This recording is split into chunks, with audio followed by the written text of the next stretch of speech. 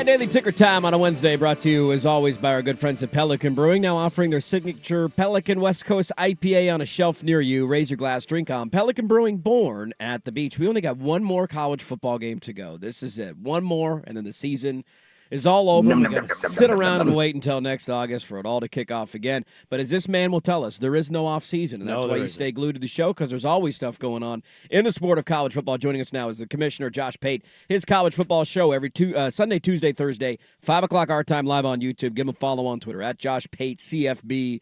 He is the best out there covering the sport. Pate, good morning to you. Thanks, as always, for continuing to hop on. Where are we at in the hope that we're going to get an exciting, entertaining game on Monday night? Okay, first, can I just address something? Could I have the floor for a second? You go fire away, man. Okay.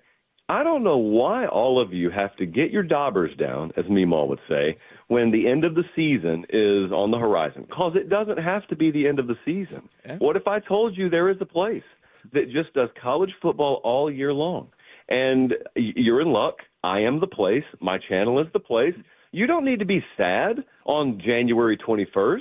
You don't need to be mired in the misery of no football until August. There's plenty to talk about. So now that I have stroked both of your cheeks respectfully and I have brought you back to earth emotionally, thank you. Let me tell you this game could be ugly. Okay, yeah. Monday night could be bad.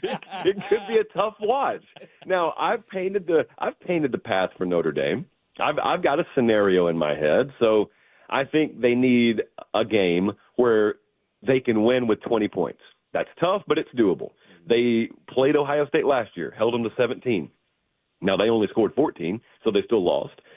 Texas held Ohio State to 21 offensive. And one of those touchdowns was that crazy pass right at the end of the half. So, defensively, Texas put forth the effort needed to hold Ohio State down enough, but they couldn't get it done. Okay, so Notre Dame's got to have that. I think of this game as kind of a grab bag game, of the kind of game where everything's got to go right for you, and then there's this grab bag, and there's some stuff in there, and you probably need a couple of these things to happen. So one of those things would obviously be winning the turnover battle. One of those things would be scoring on special teams or scoring on defense. Mm-hmm.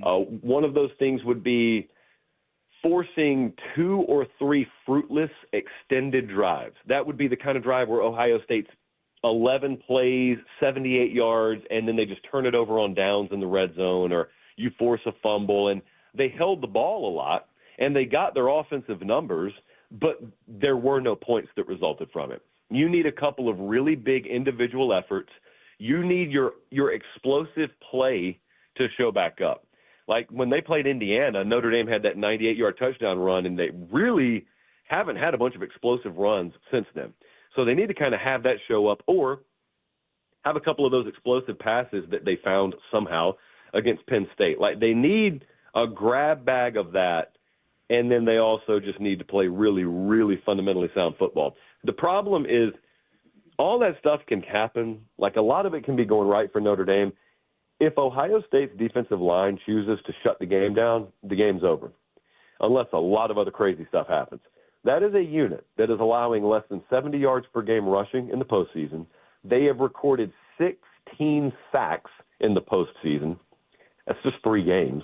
And there are no signs that they're going to slow down. So it's tough. There are rays of light shining through, but there are a lot of obstructions blocking the full ray of sunshine from coming in. Yeah. My co-host has basically an almost 1-year-old, and the season is about to be over. But to your point, it's really not. I feel like when you talk about that, you are his happy place, like in Happy Gilmore. He needs to visualize you at a piano smiling with a hot woman with beer, and it's college football all day in his life. So I'm glad that you said what you said about the show rolling on. I'm curious what you think if Ohio State does to Notre Dame, what I also think, which, by the way, I ended up being one of those fools you mentioned on your show yesterday of don't give a score. And I'm like 45-17. Ohio State's going to thump Notre Dame. We tend to both think it's going to be a blowout, but I'm going score. I'll be a fool. I am a fool. If that happens, if Ohio State wins, how funny is it going to be to watch Buckeye fan talk about Ryan Day after hoisting a national championship? Oh, it's going to be terrible. And by terrible, I mean great, because there are going to be a lot of people trying to dunk on you A lot of people trying to yell, "Go Bucks, what now?" in your face. Yeah. And a lot of people trying to yell at the rest of the world for ever doubting them. You're going to go back in their recent Twitter history, and less than a month ago, they will have called for Ryan Day's job. You'll go and look at their message board history, and they will have 19 paragraph deep threads about what's wrong with the program. Again, these will not be multiple year old posts like Michigan fan when they won it last year. You could have gone back 3 years, 4 years, and found someone calling for Harbaugh's job. You could go back a month and find some folks calling for Ryan Day's job that are going to be in your face, daring you to say something if they win this thing next Monday night. And you know what? Maybe we should celebrate that. Maybe it's a beautiful thing. Very well could be. Josh Pate is our guest. He's the commissioner of the sport. Go give him a follow on Twitter at Josh Pate CFB. There is no off season. His show will go on all year long. Sunday, Tuesday, Thursday, 5 o'clock live on YouTube. You can catch the podcast wherever you find your podcast. You would ask a question that honestly was a great thought experiment for me. And I don't know if it's just going back to, we all reminisce about childhood and fond memories. Like one of my first, age myself, one of my first vivid college football memories nationally was Charles Woodson in the Rose Bowl in 1997, and that year they shared a title with Nebraska. Like that's really when my fandom took off as a young lad out here on the West Coast. And you would ask, what was the golden age, I believe was the phrasing, of college football? And so I don't know if this was my age, speaking for it, but I thought to that original BCS era of you had basically, I want to say for almost a decade, if not longer, a different national champion every year. Tennessee, Florida State, Oklahoma, Miami, Ohio State, LSU, USC, Texas. Like it rattled through so many different teams. And it leads me to a question that I was curious to ask you about where we're at right now. Do we have more parity than we've had in a long time in this sport, or is that a bit of fool's gold? You do have it. Yes, you do have it. I think that there's a lot still moving right now. So the sport's not settled. So anyone who's trying to make these overarching, like put it in stone kind of statements about where the sport is now, you don't know where it is. And where it is now may not be where it is in 2 years. So we're on very shaky ground right now, whereas the past is the past. It's settled like you know what it was. And that's why, a lot of what was parity back then was because the sport had not become so tilted towards one conference or one collection of teams like it ended up becoming, which kind of in many people's minds necessitated the NIL portal expanded playoff era. But that 98 through 2010 stretch, you could call that the BCS era. Technically BCS went to 2013, but that era there, I did that on the show last night. Like I just put that on Twitter actually. It's like a 7-minute clip, but I think that the BCS era, to me, is the golden age of college football. And the thing about it is I just realized I went 7 minutes on that. I never even talked about the postseason structure. It's all the other stuff in the BCS era. You had 11 champs in 13 years. You had – this is very important. People overlook this. It's the last era of college football that was pre-smartphone, which means the in-stadium environment was unobstructed from technology. And you had people just zoned in on the game.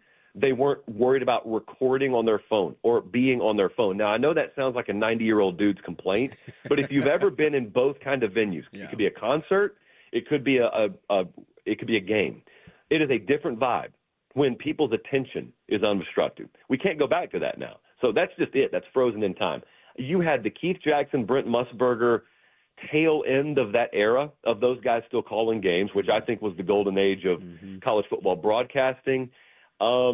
I also, if you think about recruiting and how different recruiting was as an industry, like as a form of entertainment, National Signing Day being the first Wednesday in February back then was when the internet sites kind of blew up.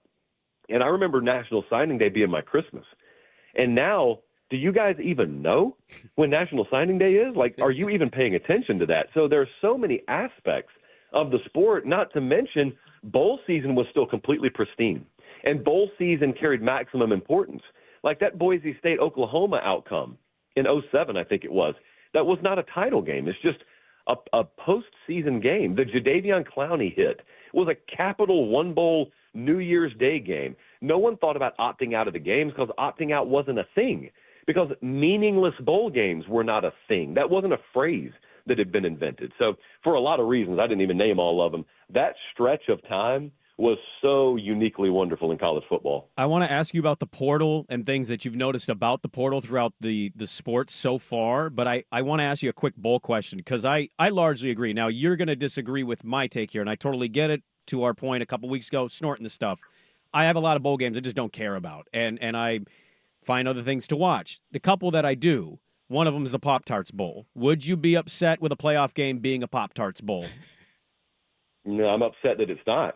I'm upset that it hasn't already happened. Amen. Normally I filibuster these questions, but that's it. It's one sentence. Okay. I'm upset it has not happened. Thank you. The other one is the portal. A lot of teams are dependent on the portal to fill holes. The quarterback spot is a very important position for a lot of programs. Is there one that's jumping out to you the most of this team got this guy or this team, who the hell do they have? Yeah, Miami with Carson Beck is an obvious answer here. But it's fascinating because he comes down there and you're fresh off the Cam Ward experiment, which worked out offensively at least. And now you're going to get Carson Beck. You're going to pay him a ton of money. And this time last year, he was a Heisman favorite, and he was a favorite to go in the first round of the NFL draft. And now neither of those things is true, and he's got a brace on his arm, and he can't throw in spring. But, as a couple of Miami coaches I talked to pointed out, where else were we going to go? Well, we've got confidence in him. We think we can plug him in and we can go. But the market dictated that there wasn't a better option for Miami than Carson Beck. So that could either work out or crash and burn fantastically. And then the other one is Alabama because I don't know what to expect from them. Ty Simpson was a former five-star guy. He's been there for a few years. He's waited his turn, really good program guy, gives them good looks in practice. There's no one there that would project him as a future first-round talent or anything like that. But they kind of think they can win with him. If you'll notice, they just had what Ohio State had happen. It was quiet, but Ohio State this time last year had a lot of guys forego the draft, and they spent a lot of NIL money on those guys to keep them there. And they reloaded, and now you see what Ohio State's doing. Bama just did that. Bama landed a couple of kids out of the portal, but they spent all their money convincing the guys that they like to stay and not transfer, not go to the NFL draft. And so Bama, if they get good quarterback play, they could be right back there next year. Interesting. Great stuff. He's the commissioner of the sport. Go check his show out every Sunday, Tuesday, Thursday, 5 o'clock live our time on YouTube. Podcast wherever you find your podcast. Josh Pate's College Football Show at Josh Pate. CFB on Twitter. Go give him a follow.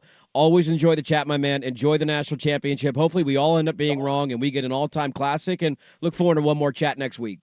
All right, guys, I appreciate it. There you go. Josh Pate, good stuff from him on the world of college football. Yeah, I didn't want to paint him in the Julie Bowen outfit of lingerie, carrying beer, making you happy. I almost went there. More like Chubbs, Peterson, the white suit playing. Hey, Dirt, it's okay. It's going to be all right. College is still here. He's up there with Abraham Lincoln waving at me and the dead gator. Hey, Happy, how are you? Things are going wonderful. No, we're just going to get Shooter McGavin. Now we're just, we're gonna, with the KISS mask on. Hey, look, there's more overarching questions I wanted to ask, but I'm going to wait for the playoff to be a finalized situation about next year. Is the playoff going to have what the NFL has? 6 new teams a year. What's the turnover rate going to be? How is this going to go? I think there's part of him that would admit that, this is an example of why expansion is good. You get Ohio State that gets a shot after not being perfect. I also think he'd just go what he said. You think there's parity? Yeah.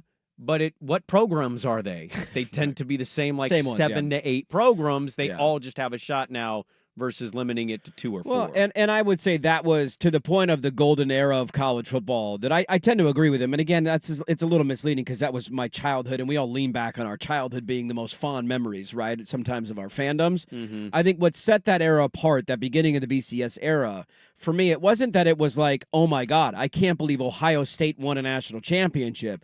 It was that for basically a decade, you had a different team win it every year. Think back to this. So the first year of the BCS, Tennessee won the first ever one. They're an SEC team. After that, it was Florida State from the ACC, Oklahoma from the Big 12, Miami from the Big East, Ohio State from the Big 10, LSU from the SEC, USC from the Pac-12, Texas from the Big 12, Florida from the SEC, right? And then the SEC started their run in like 06, 07, where they won every title for 12 straight years, it felt like. But there was that gap. It was like every team, every pocket of the country was represented, every conference. None of these teams were, oh my God, Boise State won a national title. They were all big household brands. But that's the level of parity that I would love to get back to in the sport of like, I know who the brands are going to be. I know who's going to compete year in and year out. That's likely how it's going to go. Just don't give me Alabama winning 7 out of 10 or Georgia winning 6 out of 9. Yeah. That's not what I want. No. Sprinkle them all in throughout, and then you're going to get – that to me is when you get to a healthy spot as a sport. Miami in the Big East is hilarious to say out loud. How weird that sounds. Yeah, go back and look at the teams that used to play in the Big East in the early 2000s. Well, I would add to it like the golden age of football. I think the playoffs great, right? And despite what the results are and having blowout games and the bye teams, none of them won. I think the playoff is great. I would also kind of say, even pre-BCS, you make fun of the Husky title, right? The write-in champion. Not a great way to establish a national champion. But to his other point, man, did you really appreciate a 9-3 or 8-4 season and then care about a bowl game? You absolutely did. And now it's like, all right. And then you don't care about the bowl game, really. I see highlights sometimes, like old Oregon highlights. I remember 1997, the Las Vegas Bowl, and Akili Smith torching Air Force, I think is who they played. The Holiday Bowl with Oregon and Texas. You're like, Joey dude, Harrington catching a pass. You're like, holy crap, this is fun. This is cool. We're beating Texas, man. We're in the Holiday Bowl. Look at us. We're in San Diego right now. Yes. Daily Ticker, as always, brought to you by our good friends at Pelican Brewing, now offering their signature Pelican West Coast IPA on a shelf near you. Raise your glass, drink on. Pelican Brewing, born to the beach.